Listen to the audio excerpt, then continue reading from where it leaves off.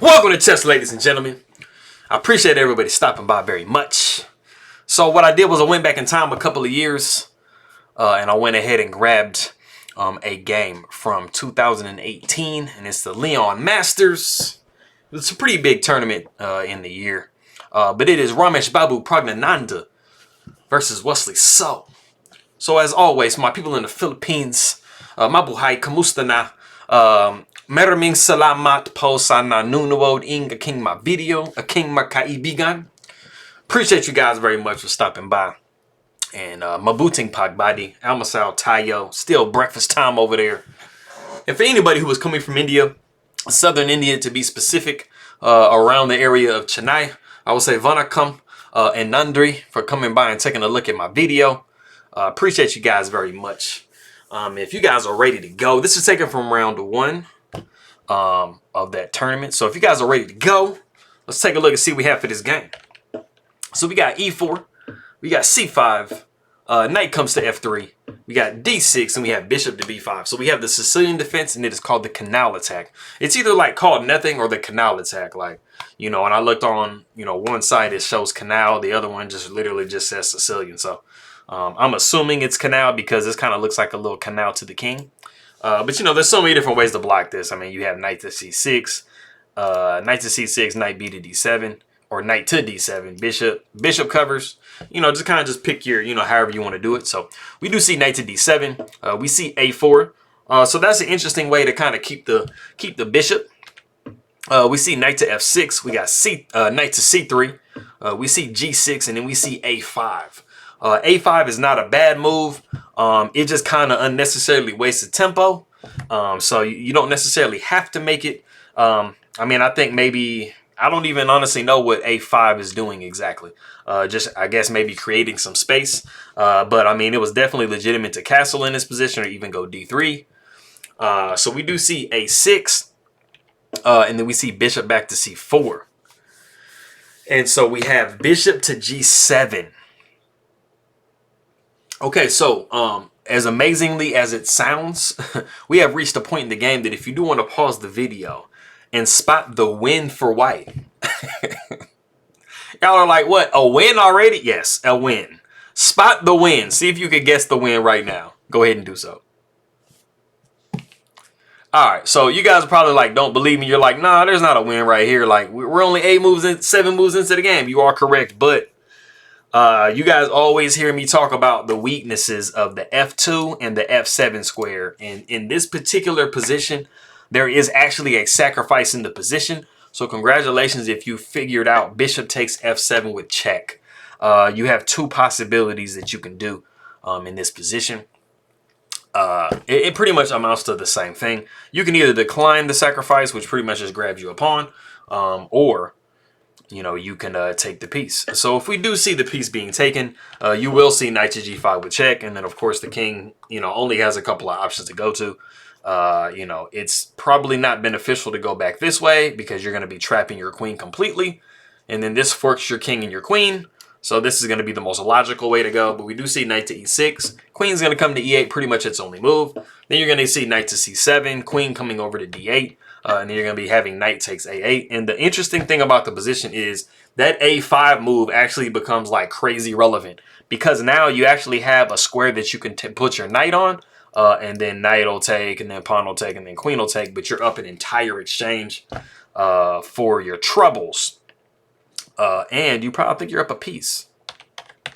Yeah, so let's say, let's say this, well, you can't move the, so let's say you do something like that, and then a knight makes its way out. 3, 4, 5. Yeah, you're up, you're just up the exchange. 3, 6, 7, 3, yeah. You're just up a clear exchange. So that was definitely something in this position after bishop G7.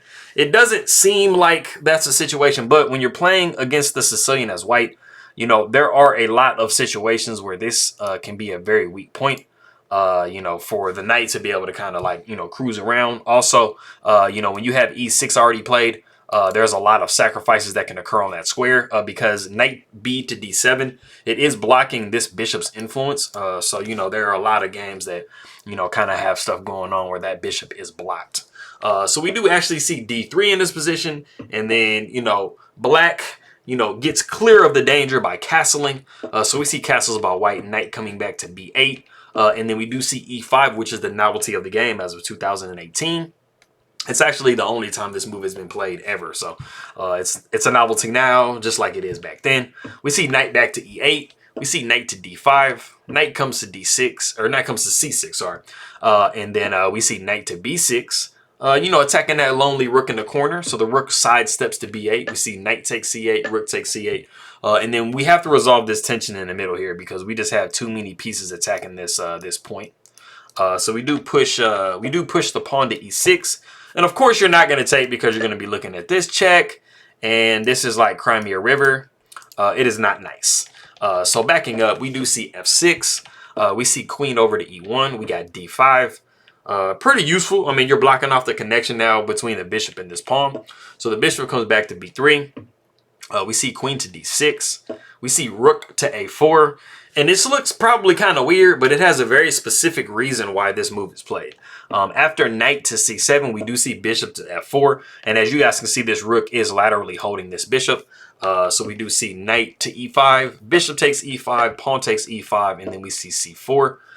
It's not like the most ideal move to make because you are kind of blocking your bishop and making it kind of bad. But you're trying to see maybe at some point if you can take here and create, you know, like a nice little pawn support for this pawn, because as of this moment, the pawn is kind of lonely. So we do see e4, pawn takes e4, and then we see d4. And then you guys can see this bishop is just like horribly bad. It needs to redirect and get to somewhere else because, you know, b3 is just not the spot. So we do see e5. We got queen over to c6. We see rook down to a3. Always very useful because, you know, this pawn is holding this rook. So you definitely want to make sure that it's defended. We see knight takes e6. We see bishop to a4. Queen comes back to c7. We see rook to b3. Trying to make it as uncomfortable as possible for, you know, this queen to move. But we see knight back to d8. We got queen to e4. Queen takes a5. We see bishop to d7, rook to b8, and then we see queen to d5. And then, you know, the king sidesteps to h8. And we actually do see knight to g5 in this position, but it was also possible just to take this pawn here because as you guys see, the pawn is pinned, so you don't want to see one of these happen. You're not going to be very happy after that. So we do see, like I said, king to h8, knight to g5. We see queen to c7. We have f4, just lending a little bit of support to this pawn here. And then, you know, we have possibilities of bringing knight down and maybe, you know, kind of tickling this pawn or something. We do see b5. The rook swings over to h3. So as you guys can see, I mean, you know, white has kind of like a nice little attack going. They got the knight and the rook coming up. They do have a check possible, you know, at some point maybe there. You know, you can try to push g4, you know, f5 type situation. So they got a little something going on. We do see h6, and so knight comes to e6. And so the knight is pretty much forced to take because we are forking the queen and the rook here. So the knight takes. We see bishop taking. And we see rook down to b6. And then we see a game-ending blunder by Praggnanandhaa, and it is rook to g3. And I think by looking at it, you guys see like what the problem is with rook to g3. We're going to be looking at rook to d8. And this bishop is about to disappear off the board because there is nowhere you can put your queen where it's going to make any difference. And this rook is just going to swoop over. So what we actually saw in the game, actually, it's not, hold on, I don't think it's what we saw in the game. This is where he resigned. Am I tripping? Hold on. Yeah. Okay. Yeah. I thought there was another move played. No, it's this position that Praggnanandhaa does resign the game. You know, I actually put this into the thing and saw this. This is pretty much the continuation that you're going to see. I mean, you know, you pretty much only have two moves with your queen. I mean, you can either go to e4 or go to f3. They're both going to end up in this bishop dropping, so it doesn't really too much matter where you go. Probably the best is going to be e4, and then after rook takes e6, you're going to possibly be trying to get at least a pawn back with this. But, I mean, this pawn is very well protected, and, you know, you just have to put your heavy pieces behind it, and that is all she wrote. So that is not a nice position to be looking at as white.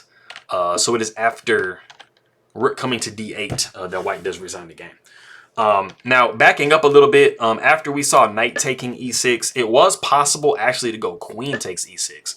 And then if you were to see, you know, the rook attack the bishop and it's seemingly lost, you really don't actually care about it because you actually have queen takes g6. And you can completely drop the bishop because you're going to be sacrificing your rook on h6. Bishop takes h6, queen takes h6, king to g8, queen to g6 with check. And of course, you're not going to go back this way because you're going to be looking at the rook lift here, which is completely deadly. So the king is going to sidestep over to f8, but you're going to be seeing f5. And you don't really have a lot of time to do anything as black because even d3, f6 is going to come.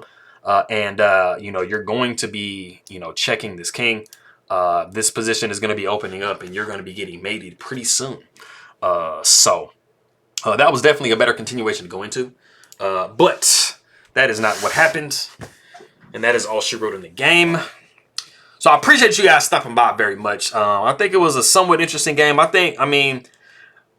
don't know if maybe Prague at some point realized that he kind of like maybe had something with bishop takes f7, or maybe he kind of calculated and was like, nah, it didn't seem like it bared enough fruit. But, you know, it's most likely something that he was thinking about, you know.